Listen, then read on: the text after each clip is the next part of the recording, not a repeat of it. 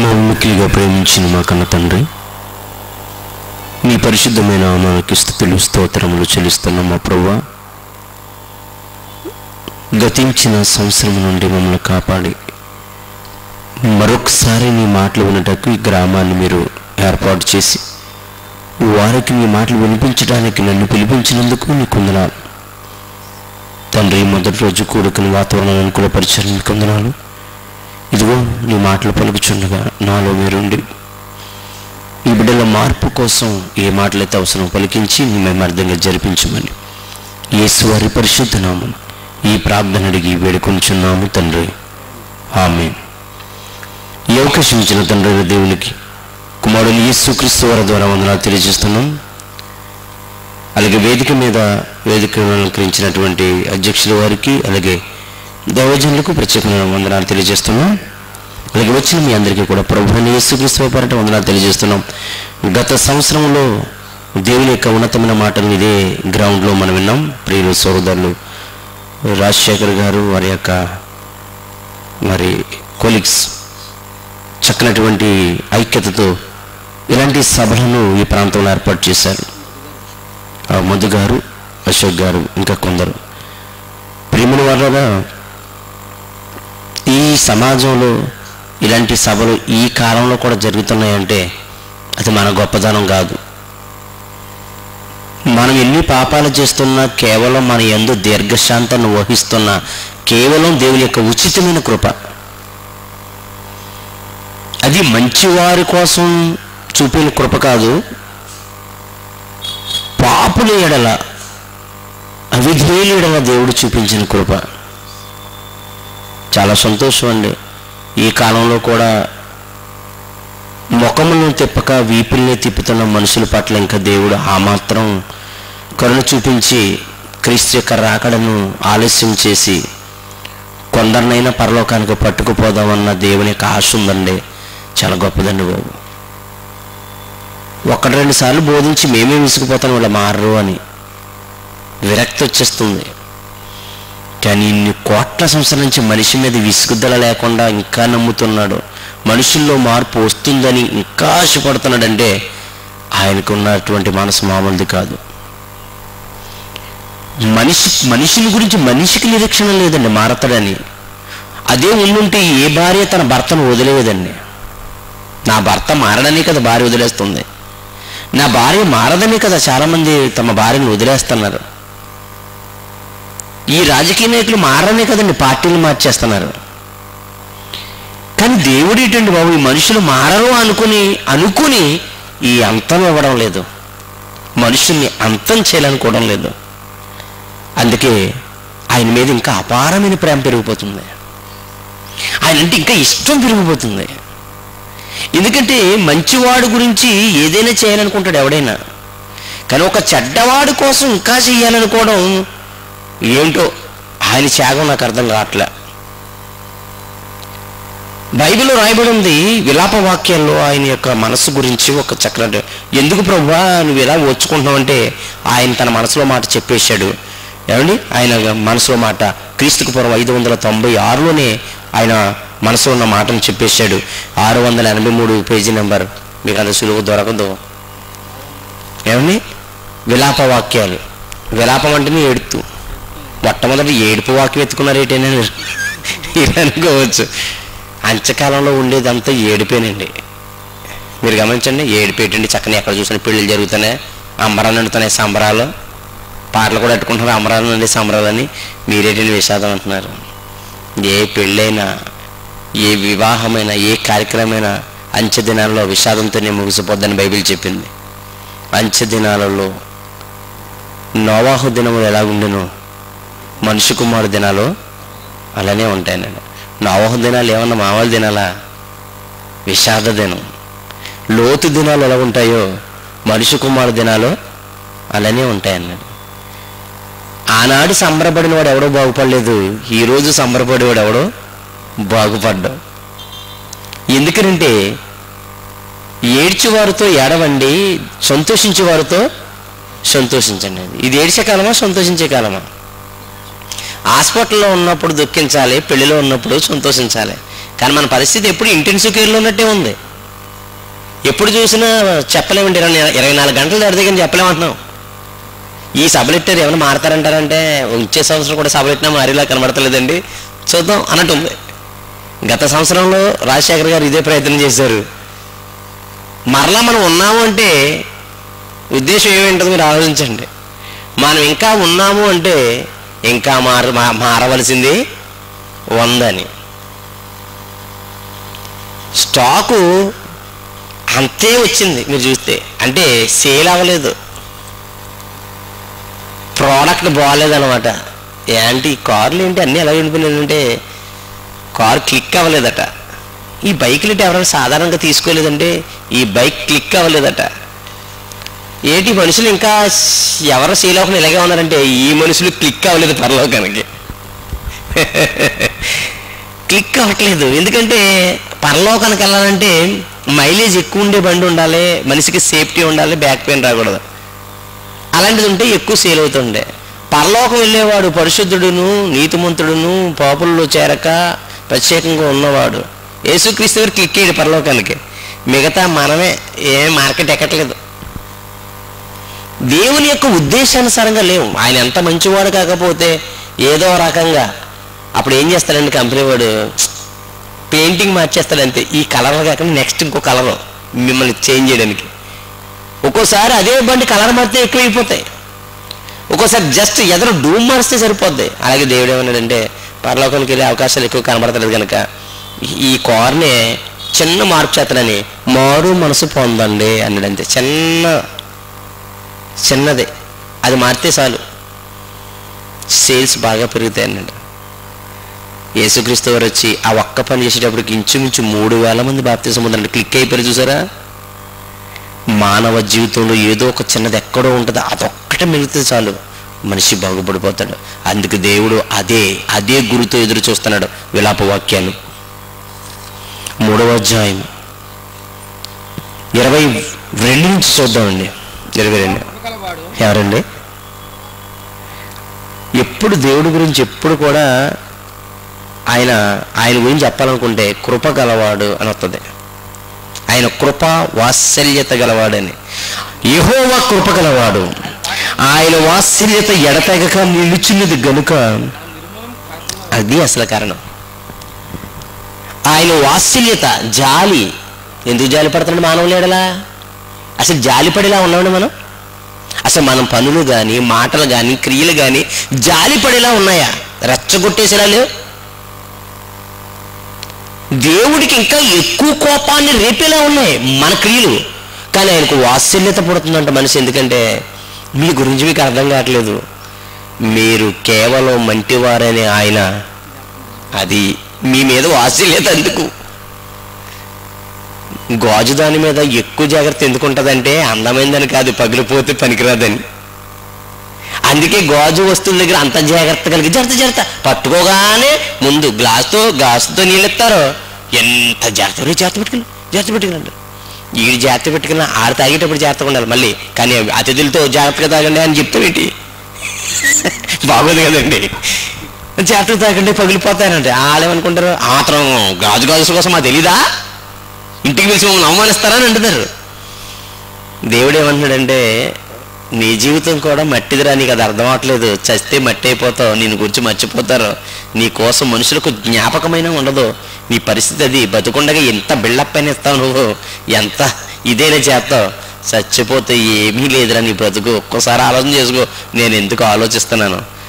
నేను కానీ ఒక్కసారి నీ మీద మనసు పెట్టానంటే అసలు నువ్వు ఈ భూమి మీద ఆధార్ కార్డుతో పోతావు, పంచదార కార్డులో పేరు పోద్ది, ఓటర్ ఐడి కార్డులో పోతావు, స్కూల్ సర్టిఫికెట్లో పోతావు, అన్నిటిలోనూ పోతావు. ఇంట్లో గిన్నె కూడా నీకు ఉండదు.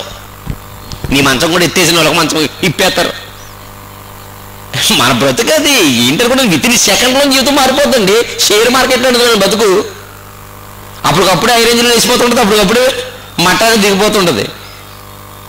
అలాంటి జీవితానికి ఏంటి? అలాంటి జీవితం మీద ఆయన జాలి చూపిస్తున్నాడంటే ప్రేమ అనుకోకు. నీ బ్రతుకును ఒక్కసారి వెనక్కి తిరిగి చూసుకో. ఆయన గట్టిగా ఊపిరి లాగి పీల్చి ఉదిరితే నువ్వు కనపడవట, నరులు ధూళి అయిపోతారన్నాడు. అలాంటి ఆయన దగ్గర ఎంత జాగ్రత్తగా ఉండాలండి.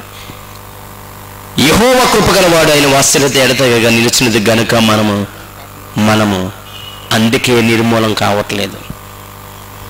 అనుదినము నూతనముగా ఆయనకు వాత్సల్యత పుట్టుచున్నది గనక నువ్వెంతైనా నమ్మదగిన వాడవే.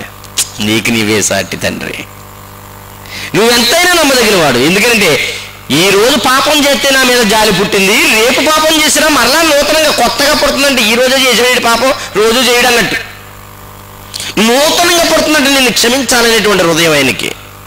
ఎవరున్నారు ఈ లోకంలో అలాంటి వాడు? ఒక్క తప్పు చేస్తే తరతరాలు గుర్తుపెట్టేసుకుని ఉన్నారు. అయ్యే కదా పగలం. చిన్న తప్పిదానికి రోజులు తరబడి గుర్తుపెట్టుకుని సాధించే వాళ్ళు ఉన్నారు, కక్షలు తీర్చుకునే వాళ్ళు ఉన్నారు. అలాంటి ఈ లోకంలో అనుదినము నీ మీద నూతనంగా ఆయనకి వాత్సల్య పుట్టుచున్నది కనుక తండ్రి నువ్వెంతైనా. 26వ వచనం, అందుకే నరులు ఆశ కలిగి, ఏ ఆశ? దేవుడు ఏదో రోజు నేను కరుణించబోతాడు, కారు కొనుక్కుంటాను, దేవుడు రోజు కరుణించబోతాడు, బిల్డింగ్ కట్టుకోపోతాను. మనం ఇలాంటి ఆశ కలిగి ఉంటాం. దరిద్రపు ఆలోచన అది. ఏమంటాడు? నరులు ఆశ కలిగి యెహోవా అనుగ్రహించు రక్షణ కొరకు ఓపికతో కనిపెట్టుట మంచిది. అది కనిపెట్టండి. ఇంకా 32వ వచనం, ఆయన బాధ పెట్టినను తన కృపా సమృద్ధిని బట్టి బాధ పెడతాడట. ఆయన బాధ పెడతాడు. ఎందుకు బాధ పెడతాడో మీకు బాగా తెలుసు. ఎక్కడ పెడితే అక్కడ జోలు కొంటుంటే వదిలేసి వచ్చేస్తాను కిడు. ఈ ఎండాకాలం తండ్రి ఏం చేస్తాడు? జోలు కొండ. వీడు పరిగెడుతూ గడ్డి మీదకి వెళ్ళిపోతుంటాడు, దాని మీదకి వెళ్ళిపోతుంటాడు, కాళ్ళు కలిపోయి. ఏమన్నాడు? కాళ్ళు కలిపోతున్నా జోలు. వాడికి తెలిసి రావాలే. మొన్నే కొన్నాను, ఆ మీటింగ్కి వెళ్ళి అక్కడ వదిలేశాడు. అయ్యేమో బాగా వదిలేసాడు, ఓడట్టు పోయాడు. మొన్న బస్సులోకి వెళ్ళి ఊడిసి దిగిపోయాడు. కాళ్ళు జోళ్ళు అంటూ ఉండాలని తెలియదు వీడికి. అయితే వీడికి కాళ్ళు బాగా కాలితే తప్ప కాలుకు జోడు అవసరం అని వీడికి ఎంత. ఆయన బాధ పెట్టినను అలా ఆయనే జాలి పడతాడంట. అందుకే ఆయన బాధ పెట్టినప్పుడు ఆయన వదిలేసేసి ఇంకొకరు కాళ్ళ దగ్గరికి వెళ్ళిపోకూడదు. అర్థమైందండి? అమ్మ కొట్టేస్తున్నప్పుడు కాలెట్టేసుకోవాలి, 2 దెబ్బలు కొట్టేద్ది, వదలకూడదు. మళ్ళీ వదిలితే మళ్ళీ కొట్టేద్ది. ఆ కొట్టిందేదో ఆవేశపడక 2 కొట్టేయమండి, మళ్ళీ ఆవిడే జాలి పడుతుంది. అందుకని చిచ్చి నీలాంటి అమ్మ ఎవరికి ఉండకూడదని ఇంకొక అమ్మ దగ్గరికి వెళ్ళిపోకూడదు. చిచ్చి నీలాంటి నాన్న ఉండకూడదు ఇంకో నాన్న దగ్గరికి వెళ్ళిపోకూడదు. ఎందుకంటే ఆయన బాధ పెట్టిన మళ్ళీ ఆయన జాలి పడతాడు. ఈ లోకంలో దేవుడు బాధ పెడతాడు కదా అనుకుని నేను నక్కుని చేసుకుంటానని మరొకడు వచ్చాడు తండ్రి అని. ఆడెవడు? ఇప్పుడు బ్రదర్ చెప్పారు, మీరు మీ తండ్రి అయిన అపవాది. నువ్వు ఎప్పుడు తప్పుడు పని, అది చాలా తప్పుడు పని. ఈ తండ్రి బాధ పెట్టాడు కదా, తండ్రి దగ్గరికి చేరకు, వాడు మంచోడు కాదు. అలా వెళ్ళినందుకే మన కన్న తండ్రి మీద లేనిపోని నూరు పోసి దేవునికి మనకిని విరోధం పెట్టాడు వాడు. ఆ విరోధం పెట్టడం వల్ల ఇప్పటి వరకు కూడా దేవునికి మనకి సమాధానం లేకుండా పోయింది. అందుకే యేసుక్రీస్తు వారు వచ్చి దేవునికి నరుడికి మధ్యవర్తి ఒక్కడే. ఆయన క్రీస్తు మధ్యవర్తి ఎందుకు ఇప్పుడు ఉంటాడో తెలుసా? ఇద్దరికి పడకపోతే ఉంటాడు. ఇద్దరికి మిస్అండర్స్టాండింగ్ వచ్చి ఇద్దరి మధ్య సఖ్యత లేనప్పుడు ఉంటాడు. దేవునికి మనిషికి మధ్య సమాధానం ఎందుకు లేదు? ఆ సమాధానం లేకుండా చేసింది ఎవడో తెలుసా? వీడే. పరలోకపు తండ్రి మీద లేనిపోని చెప్పి పెట్టి ఆదాము వలన విడగొట్టేశాడు దేవుడి నుండి. అప్పటి నుండి ఎడబాటైన అనుమానం వచ్చిన, దేవుడి మీదకి వచ్చిన అనుమానం ఇప్పటి వరకు తీరలేదు. అందుకే దేవుణ్ణి నమ్మండి నమ్మండి నమ్మండి అంటే మనిషి ఎవరు నమ్మట్లేదు. ఇది నిజమా అన్నాడు. ఏది నిజం? ఈ చెట్ల పళ్ళు దేన్ని తినొద్దన్నాడా? తినొద్దన్నాడు. ఏ అన్నాడు? తింటే చచ్చిపోతాం అన్నాడు. ఎవడన్నాడు అన్నాడు? దేవుడు అన్నాడు. నేను చెప్తున్నాను తినండి, చావనే చావరన్నాడు. మేమేనా? అయ్యో తింటే కదా ఏ చచ్చిపోయిందో లేదో తెలిసింది, ఒకసారి ట్రై చేయి అన్నాడు. అవును నిజమే కదా, తింటే కదా చచ్చింది తెలిసింది, తినకుండా ఎలా తెలుస్తుంది అని చెప్పి తినేసిన తర్వాత నిజమే చనిపోలేదు. దేవుడు ఏం చెప్పాడు? అప్పుడు మొదలెట్టిన దేవుడి మీద అపనమ్మకం ఇప్పుడు దాకపోలేదు. దేవుడు నిన్ను కరుణిస్తాడమ్మంటే నిజమేనంటారా అంటాడు. దేవుడు నీకు తప్పనిసరిగా సాయం చేస్తాడంటే నిజమేనంటారా అంటే ఇప్పుడు కూడా. అప్పుడు వచ్చిన అనుమానం, అప్పుడు వేసిన బీజం ఇప్పటి వరకు అదే కొనసాగుతూనే ఉంది. ఇప్పుడు దాకా అదే కొనసాగుతుంది. అందుకే దేవుణ్ణి నమ్మండి నమ్మండి నమ్మండి, యేసునందు విశ్వసించండి అని ఇప్పుడు దాకా ఎందుకు చెప్తున్నాం అనుకో, సాతాను ఒక్కసారి దేవుని నుండి వదిలి సాతాను పంచకెళ్ళినందుకు మనకు పట్టిన జాడ్యం ఇప్పుడు దాకా. వదలలేదు. అలా వెళ్ళిపోయారు కదా అనుకుని దేవుడు కోపగించుకుని వదిలేయట్లేదు. వాడి మాటల్ని విరుగుడు కలిగించడానికి ఇదిగో ఈ మాట ఇచ్చాడు. ఇంత పెద్ద గ్రంథంలో ఉన్న మాటలన్నీ, ఈ మాటలన్నీ ఎందుకో తెలుసా? సాతాను హృదయంలో వేసిన మాటలన్నిటినీ ఇవి విరుగుడు చేయాలి. కానీ ఏమి లాభం? 3 రోజులు మాట్లాడినటువంటి మాటలన్నీ ఒక్క విషబీజమైన. ఎవరో రాత్రి ఎవరు చెప్పారు వాక్యం? ఆయన వాళ్ళ మాటలు అనకూడదండి, వాళ్ళ బోధలన్నీ ఎలా ఉంటాయి అంటే ఒక్క విత్తనం కడుగుడు పాడులో ఎంత చొక్క ఎత్తేసారు, మొత్తం సర్వనాశనం. 3 రోజులంతా పిండి బైబిల్ని పొదుగులోంచి పాలు తెస్తే చిట్ట చివరికి వచ్చి ఎవడో ఎంత ఎత్తాడంతే శుభ్రంగా నాశనం అయిపోతాయి. చూసారండి, అదే సాతాను మాట. సాతాను మాట, మనం దేవుని మాటలు ఎన్ని విన్నా సాతాను మాట ఒక్క మాట చాలు నిన్ను అనుమానంతో నింపేయడానికి. అందుకే చాలా జాగ్రత్తగా ఉండాలి. అందుకని దేవుని యొక్క వర్తమానాలు చెప్పడం కోసం ఈ చివరి దినాల్లో ఏం చెప్పాలి, అందుకే నేను ఒకే ఒక టైటిల్ ఎన్నుకున్నాను, అంత్యకాలానికి చివరి వర్తమానం. చివరి దినాల్లో మనుషులకి ఏం చెప్పాలి? స్వస్థతల కోసం చెప్పాలా? ఆస్తులు సంపాదించుకోమని చెప్పాలా? లేకపోతే బాగుపడండి అని చెప్పాలా? ఉద్యోగాల కోసం చెప్పాలా? పెళ్ళిళ్ళ కోసం చెప్పాలా? దీనికోసం చెప్పాలి చివరి దినాలకు వచ్చేసి. మొదటి యోహాను పత్రిక బైబిల్కి చివరికి వెళ్ళిపోండి. 222 పేజీ నెంబర్ 2వ అధ్యాయం 18వ వచనం. చిన్నపిల్లలారా, ఏ గడియమ్మా? ఎక్కడికి వచ్చేసాం ఇప్పుడు? మనం గడియలకు వచ్చేసాం. కడవరి గడియలకు వచ్చినప్పుడు మేలుకోవాలా, దుప్పటి అనుకుని పడుకోవాలా? తెల్లవారుజాము అయిపోయింది, కోళ్ళన్నీ కూసేస్తున్నాయి, పక్షులన్నీ అరిసేస్తున్నాయి, కాకులన్నీ కేకలేసేస్తున్నాయి, తెల్ల వారిపోతుంది. పైగా ఈదులు వేసుకున్నాం ఎండాకాలం అని. బేగలవద్దని 7 గంటల వెళ్తే వెళ్ళిపోయేవాళ్ళు గుద్దుకుని పోరు. బయట వేసుకున్నాం మంచం. చివరి గడియ వచ్చేసిందంటే తెల్లవారిపోయింది. పైగా బయట వేసుకున్నామంటే ఇక ఎవరో లేకముందే లేవాలి. మనల్ని అంటున్నాడు దేవుడు, మీరు పగటివారా చీకటివారా? మీరు వెలుగు సంబంధులా చీకటి సంబంధులా? తెలియదండి. ఇంకేం తెలుసుకోలేదండి, ఇంకేం తెలుసుకోలేదండి, కొంచెం సైట్ ఉంది, ఏం తెలియలేదని. ఏమన్నా మన వెలుగు సంబంధులు. లోకంలోనికి వెలుగు వచ్చాను, అది ప్రతి మనిషిని ఏం చేసింది? వెలిగించింది. అది ఇక్కడ చెప్తున్నటువంటి విషయాన్ని మీరు జాగ్రత్తగా ఆలోచిస్తుంటే మనం వెలుగు సంబంధులము. మనం పగటి వారము, రాత్రి వారము కాదు, వెలుగు సంబంధం వలె ఉండాలి. అప్పుడు చివరి గడియ అన్నప్పుడు ఎంత జాగ్రత్త కలిగి ఉండాలి, ఎంత మెలకు కలిగి ఉండాలి. కానీ చివరి గడియలో ఎవ్వరు కూడా ఆ జాగ్రత్త తీసుకోవట్లేదు. అందుకే అంత్యకాలానికి అంటే చివరి కాలానికి ఇదే చివరి వర్తమానం. ఇక అన్యాయం చేసేవాడిని అన్యాయం చేయలేము, పవిత్రుడిని అపవిత్రుడిగానే ఉండేది, అపవిత్రుడిని అపవిత్రుడిగానే ఉండేవి, దోచుకొని ఎవరిని ఎలా చెయ్య అంటే ఎవరిని ఏమీ అనొద్దు. ఎందుకు అనొద్దు? ఇదిగో నేను త్వరగా వచ్చేస్తున్నాను. అయితే ప్రియమైన దేవులారా, ఈ చిన్నపిల్లలారా, ఇది కడవరి గడియ. ఈ చివరి గడియలు ఎవడొస్తారట? వచ్చినని మీరు విన్నారు కదా అన్నాడు. మరి క్రీస్తుకు విరోధి వస్తున్నాడని తెలిసినప్పుడు ఆ క్రీస్తు విరోధి నుండి మిమ్మల్ని తప్పించగలిగేటటువంటి బోధ చేయాలా, ఆ క్రీస్తు విరోధి గురించి ఆలోచన లేని బోధ చేయాలా? మీరు ఆలోచించండి. సమాజం ఇక్కడ ఇంత కొద్ది మంది ఎందుకున్నారో దీన్ని బట్టి మీకు అర్థమైపోద్ది. ప్రజలు ఏ బోధను కోరుకుంటున్నారో, ఏ దిద్దుబాటును కోరుకుంటున్నారా, ఏంటి ఎలాంటి బోధన కోరుకుంటున్నారు ఆలోచించండి ఒకసారి. ఒకవేళ చివరి దినాల్లో ఎన్ని వాల్ పోస్టులు అంటించారు, ఎన్ని కరపత్తలు పంచారు, వారి పాదాలు ఎన్ని వీధులు తిరిగాయి, ఆ పాదాల కంటున్న ప్రతి ధూళి రేపు సాక్ష్యంగా నిలబడుతుంది. వాళ్ళు ఏదైనా సంఘాన్ని ఉన్నవారా? పాస్టర్ గారా? ఒక సేవకుడా? ఏదో చిన్న స్కూల్లో ఒక అటెండర్గా చేసుకుంటూ వాళ్ళ యొక్క కుటుంబస్తులు ఆ చిన్న జీతంలో ప్రతి సంవత్సరం ఇలా ఎందుకు వినిపిస్తున్నారో ఒకసారి ఆలోచించండి.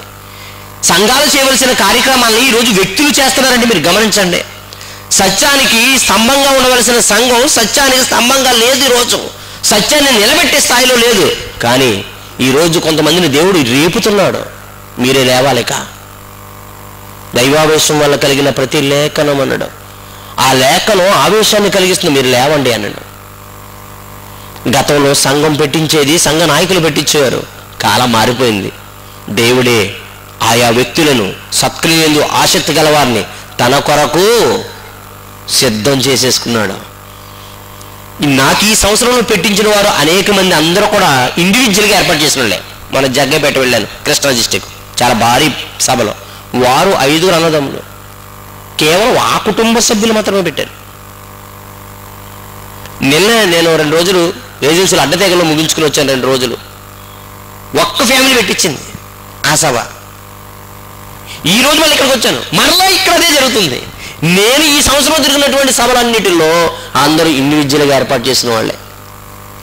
అప్పుడు అనిపించింది, ఎస్, వీళ్ళ దేవుడు ఎన్నుకుని రేపాడు అంటే నేను చెప్పవలసిన ఈ మామూలు మాటలు కాదు, చివరి వర్తమానాలు. అంటే చివరి కాలంలో ఉన్న మనుషులకు ఏ మాటలు చెప్పాలి. ఏమొచ్చేసిందంటండి,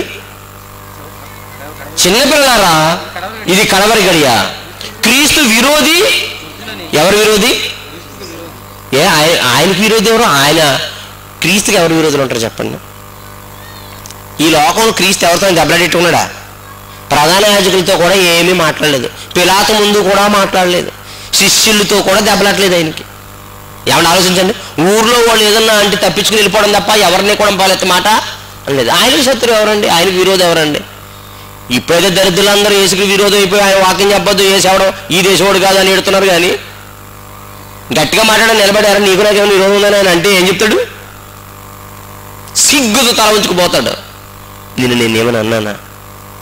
నేనేమైనా చేశానా? నీ భార్యని నేను తిట్టానా? నీ పిల్లలకి మాదక ద్రవ్యాలు అలవాటు చేశానా? లేదా నీ భర్తను భార్యను ప్రేమించొద్దని చెప్పానా? నన్ను నా మీద ఎందుకంత విరోధం అంటే, ఎవడైనా ఆనాడే తలదించుకుని పోయారు, ఈనాడు తల ఎత్తుకునేవాడే లేడు. అయితే క్రీస్తుకు విరోధం ఎవరు ఉంటారు? క్రీస్తుకు విరోధి ఎవరు? వారు మీలో నుండే బయలుదేరతారని మనకలాగైతే చెప్పాడో, ఆ క్రీస్తు విరోధి కూడా అక్కడ నుండే బయలుదేరాడు. ఎక్కడ? పరలోక సమూహం నుంచే బయలుదేరాడు. ఎప్పుడు కూడా విరోధి సమూహం మనతో తిరుగుని వాళ్ళలో నుండే బయలుదేరతాడు. ఇది నిత్య సత్యం. ఆలోచించండి. క్రీస్తు విరోధి ఆత్మ వచ్చిందని మీరు వింటారు కనుక ఇప్పుడు అనేకులు క్రీస్తు విరోధులు బయలుదేరి ఉన్నారు కనుక ఇది కడవరి గడియ అని దీని చేత. క్రీస్తు విరోధి అంటే క్రీస్తుని గురించిన సువార్తకు భిన్నమైన సువార్త చేస్తాడు. అంటే క్రీస్తునికి వ్యతిరేకమైన బోధ చేస్తాడు కనుక ఈ చిట్ట చివరి దినాలలో మానవులు తెలుసుకునేది బోధ ఏమై ఉంటుంది అని ఆలోచిస్తే, సాతాను యొక్క ముఖ్య ఉద్దేశం ఏంటంటే మనిషిని అంతం చేయడం. మనిషిని అంతం చేయడం అంటే శరీరం ఎలాగా అంతరించిపోతుంది, దాన్ని పట్టించుకోవాల్సిన అవసరం లేదు. యేసుక్రీస్తు వారు కూడా చెప్పేశారు, ఆత్మ ఏ జీవింపజేస్తుంది, శరీరం కేవలం నిష్ప్రయోజనం. అయితే సాతాను కూడా శరీరాన్ని పెద్దగా పట్టించుకోవడం లేదు. సాతాను యొక్క టార్గెట్ కూడా ఆత్మలను రక్షించండి అంది బైబిల్. సాతాను మాత్రం శరీరాన్ని మాత్రం రక్షించుకుంటుందా ఏంటి? నువ్వు ఆత్మలను రక్షించమంటే నేను ఆత్మలని అంతం చేస్తా, కాసుకో, నువ్వు రక్షించుకో, నేను నాశనం చేస్తాను. ఇప్పుడు మనం చివరి దినాల్లో ఏం చేయాలి? క్రీస్తు విరోధి ఆల్రెడీ వర్క్ చేస్తాడు. ఏంటి ఆ వర్క్? మానవుని యొక్క ఆత్మలను నశింపజేయడు. మరి ఇప్పుడు దేవుని సేవకులుగా మేమేం చేయాలా? దేవుని సేవకులుగా మేము ఏం చేయాలా? ఆ ఆత్మలను రక్షించాలా. అదే కదా మన బాధ్యత. ఆ ఆత్మలను రక్షించాలా. నువ్వెలా రక్షిస్తావో నేను చూస్తాను. వాడేం చేశాడంటే, కొడితే కుంభస్థానం కొట్టాడు, ముందు పడిపోయింది, సేవకుల మీద పడిపోతున్నాడు వాడు వచ్చి. శ్రమలు, బాధలు, ఇబ్బందులు, వస్త్రహీనత, దరిద్రత. ఇలా ఉన్న సేవకులను మీరు గౌరవించరు. అన్ని శ్రమల్లో వచ్చి వాక్యం చెప్తుంటే, ఈయన టై ఎట్టుకోలేదు, ఈయన కోట్ వేసుకోలేదు, ఈయన కారు కూడా లేదు, ఏదో డొక్కు వ్యాన్ వేసుకొచ్చాడు. సినిమా యాక్టర్లమా మేము మీకు నచ్చడానికి? సినిమా యాక్టర్ హీరో అంటే ఇలా ఉండాలని సోమన్ మావ చూడండి, పెద్ద కళ్ళద్దాలు, పెద్ద కొప్పు, ఇక్కడ ఏదో కొండలాగా. ఏమండి చక్కని ఇన్సెట్, ఎంత బూట్ అయితే అబ్బా సోగ్గాడు, అందగాడు. పాస్టర్ గారు అందం ఎందుకండి మీకు? మా తిప్పలు మీకు ఏం తెలుసు? ఏమని తెలుసు? మంచి కోటు పైన లోపల దోమతెర లాంటి బన్నీళ్ళు ఉంటాయి, మీకేం తెలుసు? అందుకుని ఏం చేశారంటే కొంతమంది పాస్టర్లు సత్యంలో ఉండి కూడా ప్రజల మీద ఒత్తిడి చేసి డబ్బులు బాగా సంపాదించి బాగా చేస్తే రిచ్గా, అందుకే వీళ్ళందరూ రిచ్గా ఉన్న వాళ్ళని వాడుకుంటున్నారని పాపం ఇలాంటి చిన్న చిన్న మీటింగ్లు పెట్టుకునే వాళ్ళందరూ అలాంటి వాళ్ళు చూసి ఈయన పిలవాలంటే ఎంత తీసుకుంటాడు ఏటో, చాలా భారీగా పెట్టాలి, మన వల్ల కాదు అనుకునే వాళ్ళందరికీ నేను అందుబాటులో ఉంటున్నాను. అందుకేనండి అలాంటి వారందరికీ, అందుకే నాకు ఫోన్ చేసి అంటారు మీ రేట్ ఎంత. నేను ఇంకా సత్యానికి రేటు కట్టే అంత వయసు లేదు, అంత జ్ఞానము లేదు, నా బ్రతుకు అది కాదు. మీరు గమనించండి.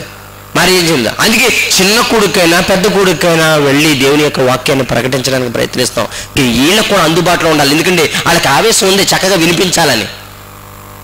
ఏమండి వీధిలో ఇంత మారుమూల వచ్చి చెప్పాలంటే పెద్ద సేవకులు రావాలా, వాళ్ళ మరి పెద్ద పబ్లిసిటీ కావాలి, వాళ్ళు చెయ్యలేరు.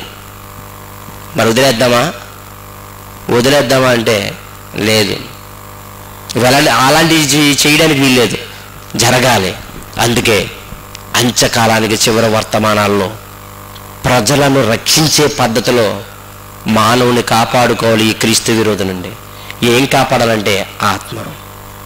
రేపొద్దున తీర్పులో నిలబడేదే ఆత్మ, పరలోకం సుఖాన్ని అనుభవించేది ఆత్మే, దేవుని చూడగలిగేది ఆత్మే, రేపు పరలోకంలో దేవుని స్తుతించేది ఆ ఆత్మే. అదే కానీ నువ్వు రక్షించకపోతే నరకానికి పోయేది ఆ ఆత్మే, తీర్పులో నిలబడి దేవుని చేత గెంటి వేయబడేది ఆ ఆత్మే, నరకములో యుగయుగాలు కాలిపోయి పండ్లు కొరుకుటయు ఏడ్పుడు చేసేది ఆ ఆత్మే. అయితే ఈ ఏడుపు కొట్టు మొఖాలన్నిటినీ రక్షించుకోవాలనేటువంటి ఉద్దేశంతో దేవుని యొక్క వాక్యాన్ని, అయితే దేవుని యొక్క వాక్యం ఏం చెప్తుంది ఒక్కసారి చూద్దాం. సామెతల గ్రంథము 15వ అధ్యాయము 24వ వచనం. సామెతల గ్రంథం సామెతల గ్రంథము 15వ అధ్యాయము 24. ఎక్కడుందమ్మా పాతాళం? 7 లోకాలు ఉన్నాయి. ఇదో లోకం, దేవత లోకం, నక్షత్ర లోకం, పాముల లోకం, నాగలోకం. నీ మొఖం కాదు మా లోకం. ఏ లోకం ఎక్కడుందో తెలియదు, మా లోకాలలో. ఏమండి ఇక్కడికి ఆలోచించండి, ఎక్కడుంది పాతాళం? కింద ఉంది. ఎంత బాగా చెప్పేసాడు, కిందనున్న పాతాళంలో తప్పించుకుని వాళ్ళని బుద్ధిమంతుడు పరమునకు పోవు జీవ మార్గమును నడుచుకోను. Very good. ఇంతకీ దేన్ని తప్పించుకోవాలని? ఎక్కడుంది? కిందనున్న పాతాళం తప్పించుకోవాలి. ఉదాహరణకు మాట చెప్తాను మీకు. ఒక మనిషి పైకి వెళ్ళేటప్పుడు, ఒక మనిషి కిందకి వెళ్ళేటప్పుడు వేగములో దేంట్లో స్పీడ్ ఉంటుంది? జాగ్రత్త ఆలోచించండి. కిందకి వెళ్ళేదానికి ఉంటుంది. అప్పుడు పైకి ఎక్కేవాడు బరువు తొక్కుతూ ఉండాలా, బరువు ఎక్కుతూ ఉండాలా? బరువు తొక్కుతూ ఉండాలా. కిందకి వెళ్ళేవాడు బరువు ఎక్కుతూ ఉండాలా. ఆశలన్నీ, దురాశలన్నీ, ఆస్తులన్నీ మూట కట్టేసామంటే ఎంత బరువు అయిపోయి చూడు. చచ్చిపోగానే టిఫిన్ వెళ్ళిపోతుంటే ఒక్క క్షణంలో పోతున్నావంటే ఎంత బరువుగా ఉన్నావు. అందుకే దేవుడు అన్నాడు, నన్ను వెంబడించేవాడు ఎవడైనా భార్యను, బిల్లలైన, రాజులైన, తల్లిదండ్రులైన, అన్నదమ్ములైన, ఉన్నవైన, రాబోయైన ఏదైనా విడిచిపెట్టేస్తే కానీ నా వెనకొచ్చేవాడు తేలిగ్గా ఉండాలి. అంతేకాని మూటమూడు చదువుకుని భారీగా ఉండకూడదు. ఏమండి? లేదంటే మళ్ళీ అదన్నీ అట్టుకొచ్చి ప్రభావ నేను ఎన్ని మొయ్యలేకపోతాను, నీకు చింత లేదా, కొన్ని అన్ని మొయ్యొచ్చు కదా అంటావు. అనలేదని మేము మారతా. యేసుప్రభు వస్తున్నారని విస్తారమైన పని పెట్టేసుకుంది వాక్యం ఉండడం అనేసి. మళ్ళీ యేసుప్రభు దగ్గరికి వచ్చి అంటుంది, ప్రభు ఇంత పని చేసుకుంటాను కనీసం నీకు చింత లేదా అంటుంది. నీ పనులు చేసుకుంటావని కొనలు తోముతో కానీ నేను కూడా సహాయరానే ఏంటి? నువ్వు తోమేమో నేను కడిగేస్తాను, నువ్వు సొబ్బెట్టేమో నేను ఉతికేస్తాను అనాలా ఏంటి? మీరు గమనించండి. మరీ బొత్తుకి ఇలా అయిపోయారు జనాలు. అది చెప్తున్నాడు, ప్రభు నీకు చింత లేదా అంటుంది. ఏంటి చింత ఏంటి? కొనలు తోముతాను, చింత ఎందుకు అంటున్నాను? ఇప్పుడు కాబట్టి సాయంత్రం తవ్వుకో, సాయంత్రం ఉదయం తవ్వుకో. అవి ఎక్కడ పోతాయి? లేదా కుక్కలకి ఏదో కడిగేస్తాయి. చాలా మంది కొండ వేసి అలా పోతుంటారు, కానీ వచ్చినప్పుడు శుభ్రం కడిగేస్తాండి కుక్కలు. కడిగేసానేమో అనుకుని చక్క పెట్టేసుకుంటారు చాలా మంది. ఏం రాజు చూడండి, కిందనున్న పాతాళమును తప్పించుకుని వాళ్ళని. కిందనున్న పాతాళం తప్పించుకోవాలని అంటున్నాడంటే కిందనున్న పాతాళం నీ వెనకాల ఎందుకు పడుతుందో ఆలోచించు. కిందనున్న పాతాళం నీ వెనకాల ఎందుకు వస్తుందో ఆలోచించు. అందుకంటే బుద్ధిమంతుడు ఎవరో ఉన్నారా? బైబిల్ ఏం చెప్పింది? నీతిమంతుడు లేడు, ఒక్కడు లేడు. దేవుని వెతుకువాడు లేడు, ఒక్కను లేడు. అందరూ తోవ తప్పి ఏకముగా పనికి మాలిన వారు ఉంటే బుద్ధిమంతుడు ఎక్కడ ఉన్నాడు? బుద్ధిమంతుడే ఉంటే పరమునకు పోవు మార్గమును, జీవ మార్గమును నడుచుకుంటాడట. అయితే కిందనున్న పాతాళమును తప్పించుకోవాలంటే కిందనున్న పాతాళం నువ్వెందుకు తప్పించుకోవాలి? యెషయా గ్రంథము మీరు గమనించాలి. కిందనున్న పాతాళాన్ని మీరు ఎందుకు తప్పించుకోవాలి? ఎంత చక్కనటువంటి మాటలు చెప్తున్నాడో ఒక్కసారి ఆలోచించండి. 5వ అధ్యాయము 14వ వచనం చూడండి. యెషయా గ్రంథము 5వ అధ్యాయము 14వ వచనం. అందుచేతనే పాతాళం గొప్ప దానాశ ఎవరి మీదండి బాబు? ఏమండి? అందుచేతనే రాజమండ్రి సెంట్రల్ జైలు గొప్ప ఆశ పెట్టుకుని ఎదురు చూస్తుంది. రాజమండ్రి సెంట్రల్ జైలు ఎందుకు ఆశ పెట్టుకుందంటే అందరూ నేరాలు కోరాలే. భార్యను చంపేసేవాడు ఒకడు, భార్య భర్తను చంపేసిన ఒకడు, పిల్లల తల్లిదండ్రులను చంపేసిన వాళ్ళు, దోసేసుకునేవారు, కొట్టేసుకునేవారు, కుమ్మేసుకునేవారు, అందరూ నేరగాళ్లే. నేరగాళ్ళు అన్నప్పుడు ఏమవుద్ది? కిందనున్న పాతాళం. అందుకు అందుచేతనే పాతాళము గొప్ప ఆశ పెట్టుకుని అపరిమితంగా, ఎంత నోరు? ఖడ్గమృగం అంత నోరు, పెద్ద నోరు. మీరు ముద్దెట్టుకునేప్పుడు చిన్న నోరు తిరుగుతారు. ఎవరైనా ముద్దెట్టేటప్పుడు ఎందుకంటే మీ సైజు ఆమెకు తెలియదు కదా, అందుకే ఇది చిన్న ముద్దెట్టు అంటారు. మీరు చిన్న ముద్దెట్టుకుంటారు, ఇలా తీసి ఎలా కలిపి ఆడతారా? మీ నోట్లోకి వెళ్ళగలుగుతుంది. అప్పుడు అని తిరుగుతారు, మొత్తం కండరాలని సాగదీసేస్తారు. అంత అంటే ఎక్కువగా వెళ్ళేటప్పుడు పెద్ద నోరు తీర్థం అనేది ఎలాగుంటుందో పాతాళం కూడా పెద్ద నోరు తెరిచిందంటే ఎక్కువ శాతం వెళ్ళిపోతున్నారనమాట అక్కడికి. అందుకే అంత నోరు తెరిచిందట. ఎవరెవరు వెళ్ళిపోతున్నారట? గనులు, సామాన్యులు, గోస చేయవారు, హర్షించేవారు పాపం పడిపోతున్నారట. చూడండి అందులో. అందుకే పాతాళం ఏం చేసేసిందట? గొప్ప ఆశ పెట్టేసుకుందా. ఈ బ్యాచ్ అంత మనోళ్ళే. ఇవాళ రేపైన వాయిదాలు వచ్చేస్తారు ఇక్కడికి. మీరు గమనించండి. లాలూ ప్రసాద్ యాదవ్ మీద ఎంతకాలం ఆశ పెట్టుకుందో జైలు. మన ఇల్లుడు అసలు ఎప్పుడు పోవాలన్నా చిన్నప్పుడు వెళ్ళలే. వయసు అయిపోయిన ఇప్పుడు వెళ్ళాడు. పాపం ఆశ నిరాశ అయిపోయిందని. మళ్ళీ ఇప్పుడు అంటే అబ్బాయి పెళ్ళి అంట, పెరుగుల మీద రావాలనుకుంటా.